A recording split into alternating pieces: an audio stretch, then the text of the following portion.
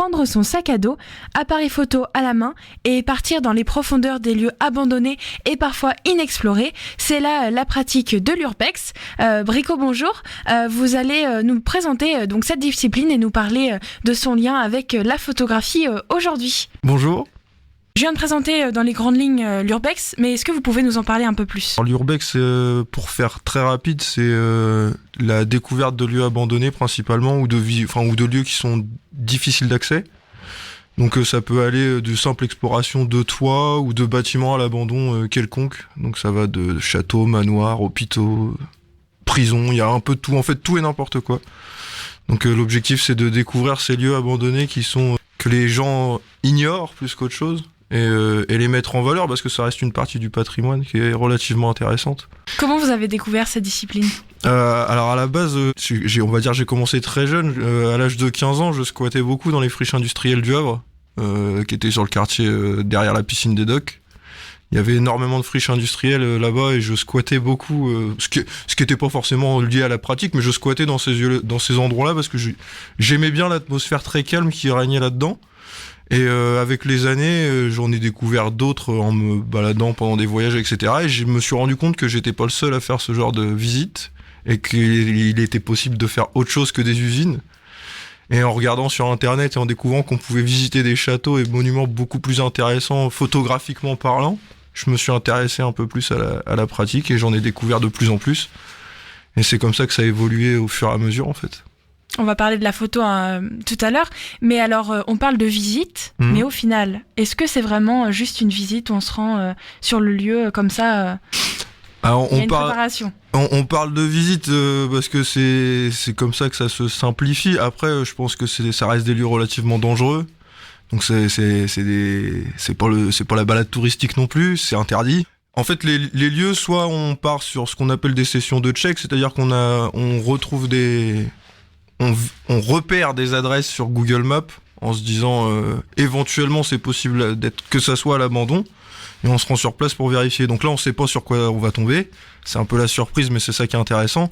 Donc là il y a peut-être un peu plus de préparation parce qu'il faut vraiment faire attention là où on va et après les visites où on a des adresses qu'on connaît déjà et qu'on sait que c'est abandonné et où de base on a moins de problématiques pour rentrer parce qu'on sait que c'est ouvert à tel et tel endroit et c'est plus facile d'accès, quoi. Et comment vous choisissez ces lieux ? Alors après pour les sessions de check c'est au hasard. On part et on sait pas sur quoi on va tomber. Après moi je sais que j'ai un groupement d'amis qui en fait beaucoup et parce qu'après on se crée des liens directement par rapport à tout ça. Et je sais que ce groupement d'amis après c'est en fonction des lieux qui m'intéressent moi personnellement. Si j'ai un ami qui en a fait un qui esthétiquement me plaît beaucoup. Moi le rapport se joue aussi beaucoup à la photo. Si esthétiquement le lieu m'intéresse pas, je vois pas l'intérêt d'y aller, quoi. Après, j'ai un intérêt personnel pour la photo, donc forcément, il faut que l'intérêt esthétique m'intéresse pour y aller.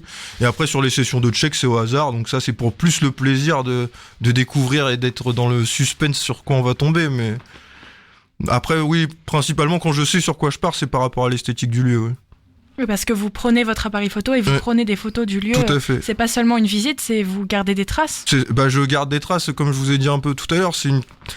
En quelque sorte, c'est un devoir de mémoire. Je pense que le patrimoine français se perd beaucoup, de plus en plus. Il y a énormément de châteaux abandonnés en France qui sont classés historiquement. Ça reste c'est dommage de voir des bâtiments du 18e partir en ruine parce que personne n'a décidé de s'en occuper. Et ça reste, oui, une sorte de devoir de mémoire de se dire que ces bâtiments qui ont connu la richesse et des moments de vie sûrement merveilleux sont voués à être complètement oubliés par manque de besoins et ça permet de leur donner, entre guillemets, une vie éternelle par une immortalisation photographique, ouais. Qu'est-ce qui vous a intéressé en premier ? C'est la photo ou l'urbex ? Parce que ça va ensemble. Au tout début, je faisais pas du tout de photographie. Je squattais là-dedans parce que c'est l'ambiance qui me plaisait. C'était très post-apocalyptique, très calme. Personne n'y va parce que c'est des lieux que les 3/4 des gens ne sont pas intéressés par ces endroits-là. Donc c'est vraiment un endroit où on se repose, c'est calme, ça permet de faire une séparation avec le bruit de la vie de tous les jours en fait.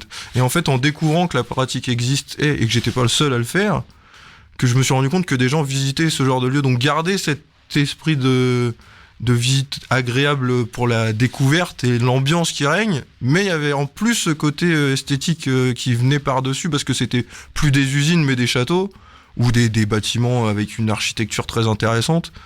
Et par la suite, vu que j'ai fait des années de beaux-arts, c'est devenu un peu intéressant de se balader là-dedans, quoi. Et d'en avoir ce côté esthétique qui arrivait en plus du côté agréable de la visite de base que je retrouvais quand je me baladais dans des usines à l'époque. Vous n'êtes pas le seul, il y a beaucoup de gens qui utilisent la photographie justement. Oh ouais. Et je pense que les trois quarts maintenant le font principalement que pour le côté esthétique, parce qu'on sait que ça sort des clichés qui sont très intéressants. Quand on arrive dans des bâtiments qui sont classés historiquement et où la nature reprend ses droits à l'intérieur, il y a une confrontation entre l'urbain et le naturel qui est très très intéressant à travailler, principalement en photo, mais ça fait partie du jeu, j'ai envie de dire. De toute façon, à partir du moment où on partage ce genre de photos, on sait que ça va intéresser d'autres personnes. Alors malheureusement on peut pas vous accompagner, mais est-ce que vous pouvez nous emmener avec vous dans votre sac à dos en exploration? Comment ça se passe, la préparation Comment ça se passe généralement, si le lieu on le connaît pas du tout, c'est au petit bonheur la chance entre guillemets. On a squatté un peu sur Google Maps à regarder, donc c'est simple, on ouvre Google Maps, vue satellite.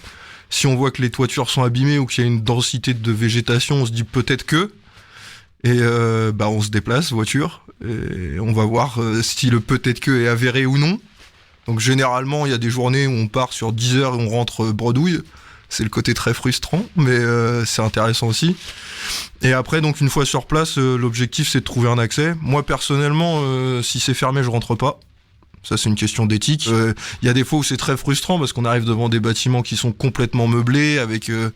des photos où on sait directement que ça va être très intéressant et on passe 1 heure à essayer de trouver un accès par une cave, une lucarne et tout est fermé. Dans ces cas-là, la frustration est énorme et l'objectif c'est de cadrer le plus intéressant pour mettre les pièces en valeur. Ça, c'est aussi l'intérêt. Donc après, on se balade, on découvre le lieu petit à petit. Si on sait où on va, on sait déjà sur quel endroit, enfin quelle pièce on va découvrir. C'est juste qu'on sait pas où elle se trouve dans le bâtiment. Moi, je me rappelle d'un château que j'avais visité, qui a brûlé depuis, d'ailleurs. J'y avais été que pour un couloir. Il y avait un couloir avec une peinture murale du 18e qui était dans les tons jaune-orangé. Le plafond était écroulé. On voyait l'escalier qui était un escalier en bois avec fer forgé au fond. Enfin, j'ai vu cette photo sur internet. Je me suis dit, il faut que je le trouve. Voilà, j'y allais que pour ça. J'avais jamais vu aucune autre photo du lieu. C'est juste ce couloir-là qui me... Donc là, comme on disait tout à l'heure, c'était que pour le côté esthétique, quoi. Je voulais photographier ce couloir. Je voulais le voir de mes yeux. Donc après, c'est une recherche. Tu passes du temps sur internet à essayer de trouver des pistes par rapport aux façades que tu as pu voir du château, parce que tu sais qu'elles sont classées. Donc tu recherches dans les historiques pour pouvoir retrouver la façade. À partir de la façade, tu trouves le château, etc. Enfin, après, c'est une sorte de petite enquête, quoi. Donc comme on a dit, sac à dos, trépied, parce que souvent c'est des lieux qui sont très sombres. Donc travailler au flash, c'est dommage. Donc trépied, appareil photo, pause longue dans les pièces, et puis on découvre les pièces petit à petit en y allant à tâtons quand les plafonds sont pas très stables, quoi. Ouais, c'est sûr. Alors, est-ce que vous avez des anecdotes? Sur le Havre, il y en a pas énormément. Et les 3 quarts qui restent sont repris, en fait. Il y avait un hôpital allemand souterrain aussi qui a été repris par une association depuis 2019. J'ai été faire des photos dernièrement, d'ailleurs, avec le président d'Asso qui m'a invité à visiter et à photographier tout le lieu. Et donc là, on lui fait un petit coup de pub au passage. Donc c'est pas toujours illégal au final. Non, maintenant, celui-là à l'époque était, moi à l'époque, je l'ai fait il y a 5 ou 6 ans. À l'époque, était pas repris, donc c'était illégal. Maintenant, il a été repris. C'est ça qui est intéressant aussi, c'est de voir des bâtiments qu'on a visités. Moi, l'escalier roulant, je l'ai visité il y a 5 ans. 5 ans, personne mettait les pieds dedans. Même encore aujourd'hui, pour y mettre les pieds dedans, c'est compliqué. Il faut énormément d'autorisation. Même pendant les journées du patrimoine, ils nous ouvrent la porte du bas, mais on peut pas se balader. On aperçoit que l'entrée de la montée. L'accès à la descente est interdit parce qu'elle est en très très mauvais état. Les marches en bois sont bousillées par la moisissure. Moi, j'ai traversé je sais pas combien de marches pour pouvoir descendre, à prendre appui sur ce qui restait de métal, mais c'était compliqué. Donc oui, les 3 quarts du temps, c'est ça qui est intéressant aussi, c'est de voir des bâtiments qu'on a visités à l'époque. Moi, le Normandie, quand je l'ai visité, il était abandonné complètement, quoi. J'y suis rentré, pareil, la première fois. Je l'ai fait 2 fois. La première fois, ça doit faire 6-7 ans facilement. Mais là, c'est plaisant de voir des bâtiments comme ça qui, enfin, finissent par reprendre un minimum de vie. Parce que, comme on disait, c'est le patrimoine français. Le Normandie, il est superbe. Et le laisser pourrir, c'était dommage, quoi. Donc de base c'est illégal, mais on espère voir une seconde vie quand même. Et c'est pour ça aussi qu'on tait la localisation des lieux au maximum, c'est qu'on sait pas qui peut se rendre sur place.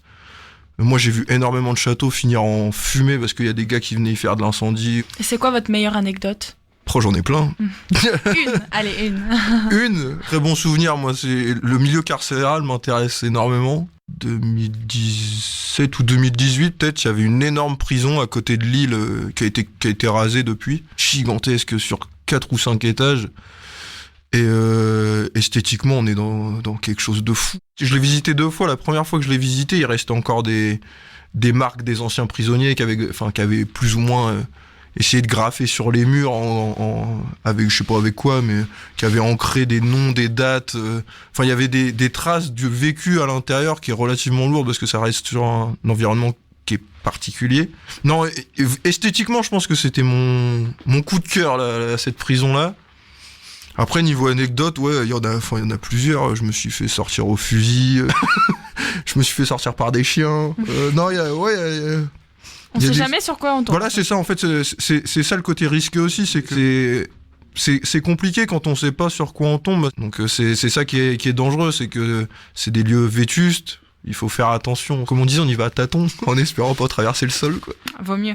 Et est-ce que vous avez déjà des idées ? Prochainement, oui, on a repéré un coin qui est très très très dense au niveau lieu abandonné. On doit avoir une vingtaine d'adresses à vérifier. Donc après, voilà, sur les 20, on sait pas. Ça se trouve, il va y en avoir 2 d'intéressantes sur 20. Ça, c'est la surprise, mais on verra. C'est la surprise, on sait pas. On verra sur quoi on tombe. Et vous partagerez tout ça sur vos réseaux sociaux parce tout que à fait. Sur Facebook, vous postez toutes les photos. Sur Facebook. Après, je les poste pas.